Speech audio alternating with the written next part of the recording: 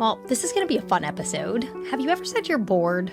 Well, if you're bored, you're boring. I'm just going to rip the Band-Aid right off for this one. If you're bored all the time, it might not be life. It might be you. Ouch. I know. But stay with me because this might be the wake-up call that launches you into a whole new level of passion, of curiosity, creativity.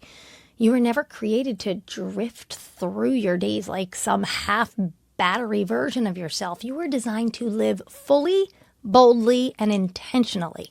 So let's talk about it. What if boredom isn't a condition, it's a choice? Remember when you were a kid and you made an entire kingdom out of couch cushions?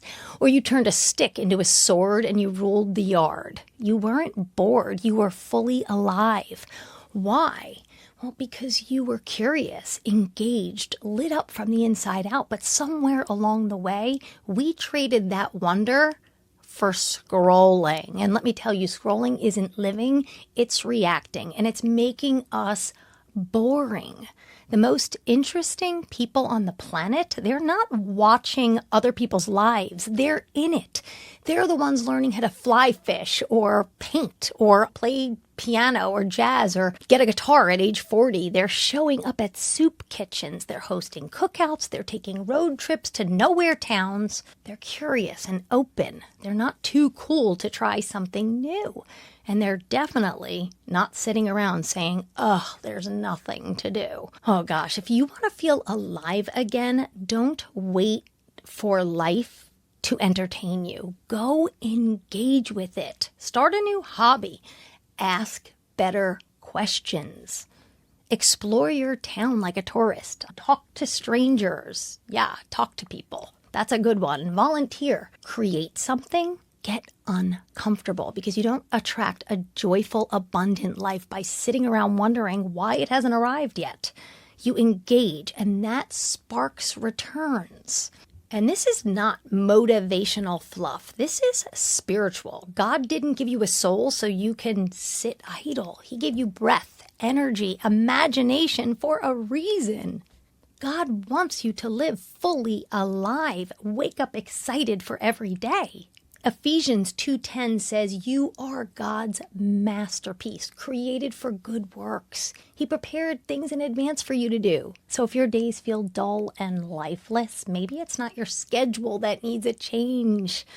Maybe it's your vision or your heart. I heard this story, and it's about a farmer who walks the same dirt path every morning from his porch down this dirt road and back. And he does it every single day, the same path.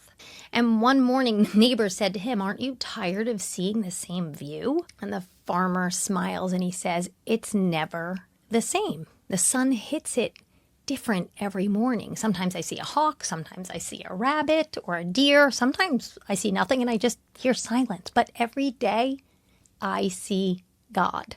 Stay with me. The path didn't change, his eyes did.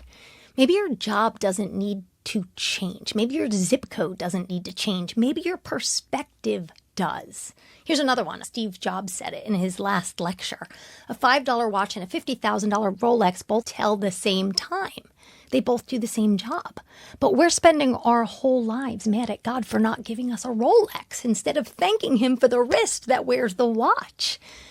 We beg for luxury, but we ignore the miracles. Most of us aren't bored because we have nothing. We're bored because we've stopped noticing anything.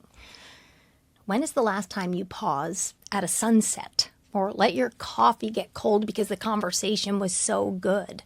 We don't need fancy cars and exotic vacations. And I'm not saying you shouldn't have those things, but we need the ability to see abundance in ordinary moments. Simple pleasures, that's where your abundance truly lies. Boredom is not lack of excitement.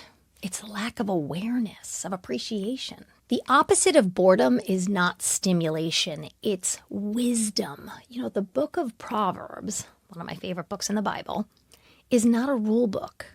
It's a lens, a flashlight. It's like a heart monitor. When you shift from worldly input to godly wisdom, you don't walk through life numb. You walk through life awake, alive, and excited. You respond instead of react. You see people instead of just walking past them. And you appreciate the now instead of chasing the next all the time. Because wisdom flips on a light in your spirit. So here's the question. Is your life boring? Or is your heart just closed off? If everything feels meh, it might not be your job. It might not be your town. It just might be your gratitude. You've got breath in your lungs, purpose in your bones, and a God who paints the sky every night like it's a gift. Maybe it's time to just start noticing again.